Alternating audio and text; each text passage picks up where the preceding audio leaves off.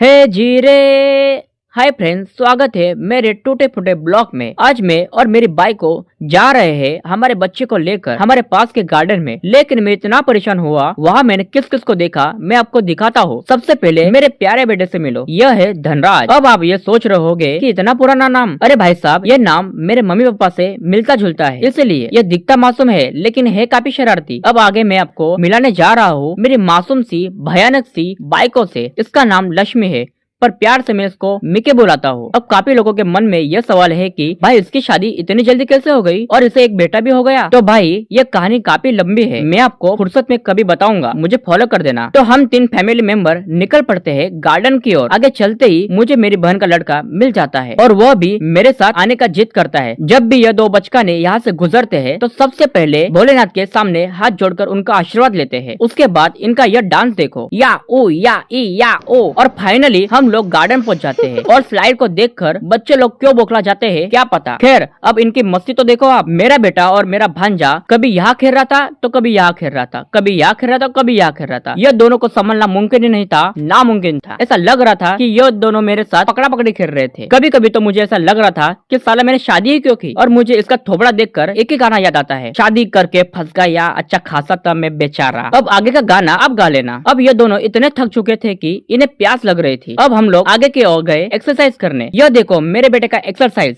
और इसका देखो। और मेरी बाइकों को भी उसके पुराने दिन याद आ गए। कभी कभी यह भी बच्चे चाली करने लगती है। कोई नहीं, कर ले, तू भी क्या याद करेगी। यह सब तो ठीक था, लेकिन ये आंटी को क्या हो गया। ये आंटी जी को देखकर मेरी फट रही थी। और फिर क्या, यह देखकर मैंने सीधे अपने घर को जाने को डिसाइड किया। मेरे लाडले दोस्तों, सब करना पर जल्दी शादी बिल्कुल ना करियो। देख रहे हो मेरी हालत। चलो कोई नहीं, जिंदगी के यही रहते, हर की बात ही जीते। अरे ये मैं क्या बक रहा हूँ, मैं भी बौखला गया हूँ। बाद में फिर हमने पानी पूरी खाया, लेकिन मेरा बेटा इतना थक चुका था कि वह देखो कहाँ बैठ के खा रहा है। यह सब देखकर हमने फटाफट पानी पूरी खाई और चुपचाप घर को निकले। और फाइनली हम घर पहुंचे और थोड़ी सांस ली। चलो दोस्तों, मिलते हैं अगले ब्लॉग में। और हाँ, फॉलो जरूर कर देना।